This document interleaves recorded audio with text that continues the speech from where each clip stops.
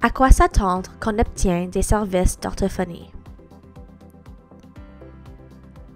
Le domaine des sciences de la parole, du langage et de la communication englobe la compréhension, l'évaluation et le traitement des problèmes de communication qui mettent en jeu les habiletés de parole, de langage et de conversation et les mouvements nécessaires pour parler et déglutir, avaler. Les orthophonistes ont une formation unique en physiologie, les muscles et les structures du corps humain, en neurologie, le système nerveux, et en développement de l'enfance pour ce qui concerne les sons de la parole, les habiletés langagières et l'utilisation sociale du langage. Certaines orthophonistes ont également suivi une formation sur les mécanismes nécessaires pour manger et boire en toute sécurité, sur les services de suppléance à la communication et la communication alternative, appelée AAC ou Augmentative and Alternative Communication en anglais, et sur diverses conditions de neurodiversité spécifiques comme l'autisme, les lésions cérébrales acquises, les troubles d'apprentissage et d'autres troubles génétiques. Les services d'orthophonie pour personnes autistes peuvent aider ces dernières à améliorer leur articulation, enrichir leur vocabulaire fonctionnel, accroître leur habileté de communication, par exemple pour qu'elles puissent satisfaire à leurs désirs et répondre à leurs besoins, faire des commentaires ainsi que poser et répondre à des questions, avoir des conversations et être sociales, lire et écrire, se familiariser avec l'emploi des gestes, des expressions faciales et d'autres modes de communication non verbales, améliorer leurs habiletés d'alimentation impliquant la mastication, acte de mâcher, et la déglutition, acte d'avaler, et élargir l'éventail d'aliments consommés. Les orthophonistes sont professionnels de la santé réglementés qui doivent être inscrits ou inscrites auprès de l'Ordre des audiologistes et des orthophonistes de l'Ontario. Les orthophonistes sont tenus de superviser directement tous les services d'orthophonie fournis par un assistant ou une assistante en orthophonie ou un assistant ou une assistante en troubles de la communication. Où travaillent les orthophonistes? Les orthophonistes travaillent dans divers contextes, par exemple en milieu clinique, comme les hôpitaux et les centres de traitement, en milieu éducatif, comme les écoles, et en milieu communautaire, comme les établissements de soins de longue durée et les cabinets privés. Souvent, il ou elle travaille avec d'autres fournisseurs de services pour aider les individus à atteindre leurs objectifs. Comment fonctionnent les services d'orthophonie? Tout d'abord, on procède à une évaluation pour déterminer le point de départ de l'individu, ligne de base.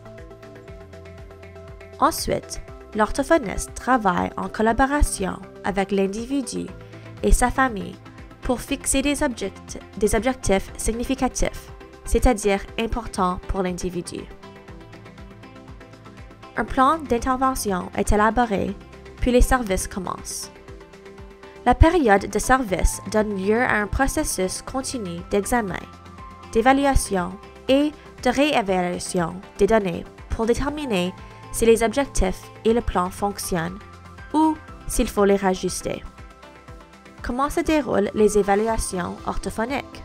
Les orthophonistes emploient une ou plusieurs méthodes d'évaluation, par exemple des séances de jeu, des outils d'évaluation standardisés et non standardisés, des listes de contrôle, l'observation directe et les rapports des aidants et aidantes pour déterminer les compétences requises pour maximiser l'apprentissage et la communication. À quoi ressemblent les services d'orthophonie? Les services et la thérapie peuvent diverger d'une séance à l'autre, et l'orthophoniste appliquera souvent une ou plusieurs méthodes au cours d'une séance comme la pratique répétée ou intensive de cibles ou d'objectifs spécifiques, une pratique naturaliste basée sur le jeu où les activités et les jouets préférés servent à travailler les objectifs, la généralisation, c'est-à-dire donner des exercices à faire pour pratiquer de nouvelles habiletés dans d'autres environnements avec d'autres personnes et avec divers matériaux, le coaching des parents et aidants et aidantes durant la séance pour faciliter l'apprentissage de l'enfant en compagnie de ce dernier ou séparément pour travailler directement avec les parents. Les orthophonistes peuvent également faire de la consultation dans d'autres contextes comme les écoles, les programmes communautaires et les milieux de travail.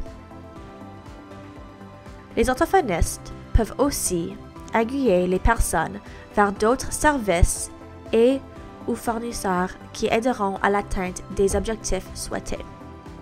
Comment savoir si les services d'orthophonie donnent des résultats?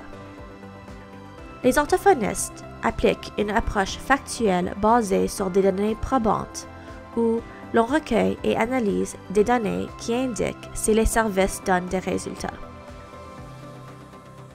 Les progrès de l'individu sont passés en revue et, si nécessaire, des modifications sont apportées à l'intervention. Pendant la période de service, on tient des réunions pour discuter des prochaines étapes, comme l'arrêt du traitement, la transition vers d'autres services ou l'établissement de nouveaux objectifs. Où puis-je trouver un ou une orthophoniste? Autisme Ontario tient une liste vérifiée de fournisseurs appelée « Liste des fournisseurs du POSA » qui vous aide à trouver un ou une orthophoniste qui pourra vous venir en aide à vous et à votre famille. Ces orthophonistes sont inscrites auprès de l'Ordre des audiologistes et des orthophonistes de l'Ontario et ont indiqué qu'ils ou elles ont une certaine expérience de travail auprès des personnes autistes. Comment optimiser les services d'orthophonie? Pour tirer le meilleur parti des services d'orthophonie, il est important que les personnes autistes et leurs familles posent des questions, revendiquent leurs droits et s'impliquent. Cela contribuera à assurer une expérience d'apprentissage positive et bénéfique. Pour plus d'informations, de ressources et de services pour la communauté de l'autisme, consultez autismeontario.com.